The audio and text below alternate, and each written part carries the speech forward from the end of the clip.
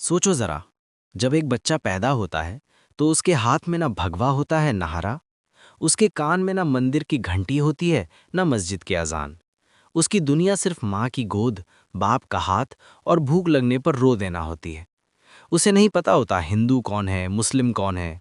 उसे सिर्फ इतना पता होता है कि सामने वाला इंसान है। लेकिन जैसे जैसे वो बड़ा होता है, हम उसके दिमाग में धीरे धीरे जहर भर देते हैं। कहानियों के थ्रू, अधूरी हिस्ट्री के थ्रू और गुस्से भरे जुमलों के थ्रू। ये अपने हैं, वो पराए हैं। यहीं से फाइट शुरू होती है। असल वजह धर्म नहीं होता, बल्कि दर्द, डर और फायदा होता है। ब्रिटिश टाइम में डिवाइड एंड रूल ने लोगों को बांटना शुरू किया।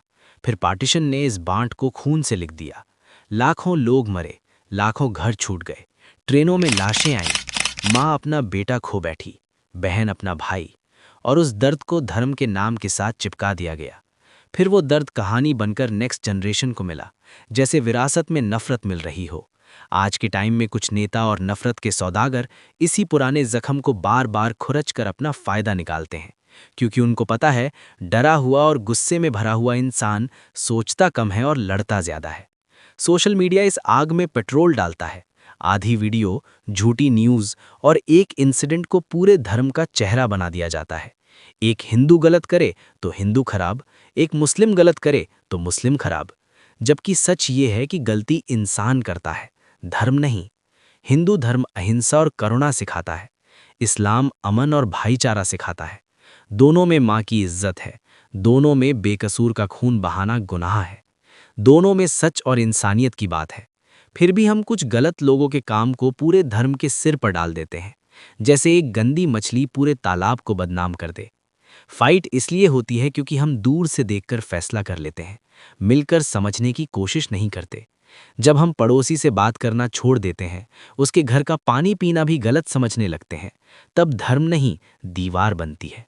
लेकिन अगर हम सच में नफरत खत्म करना चाहते हैं, तो रास्ता मुश्किल नहीं, बस हिम्मत चाहिए। पहला, मिलना और बात करना शुरू करो। जब तुम किसी हिंदू या मुस्लिम के साथ बैठकर चाय पीते हो, उसकी माँ की कहानी सुनते हो, उसके सपने जानते हो, तो तुम्हें धर्म नहीं, अपना जैसा इंसान दिखता है। दूसरा, जनरलाइज करना बंद करो। एक गलत आदमी के लिए पूरी कौम को दोषी मत बनाओ। कहो ये आदमी गलत है, ये धर्म गलत है मत कहो। तीसरा, नफरत फैलाने वालों से सवाल करो। जो बोले वो सब ऐसे ही होते हैं, उससे पूछो, तुमने सबको पर्सनली देखा है क्या? चौथा, बच्चों को सही सिखाओ। उनके हाथ में पत्थर नहीं, किताब दो। उनके दिमाग में डर नहीं, सवाल भरो। उनको ये मत सिखाओ कौन दुश्मन है, उनको ये सिखाओ कौन इंसान है। क्योंकि जिस दिन हम मान लेंगे कि पहले हम इंसान हैं, बाद में हिंदू या मुस्लिम, उस दिन मंदिर की घंटी और मस्जिद की आज़ान एक दूसरे के खिलाफ शोर नहीं करेंगी, बल्कि साथ में ये याद दिलाएंगी कि इस मिट्टी पर रहने वाले सब एक जैसे दर्द रखते हैं, एक जैसे सपने रखते हैं और एक जैसे आंसू बहाते हैं। नफरत ने आज तक किसी का घर नहीं बसाया, सिर्फ घर जलाए हैं।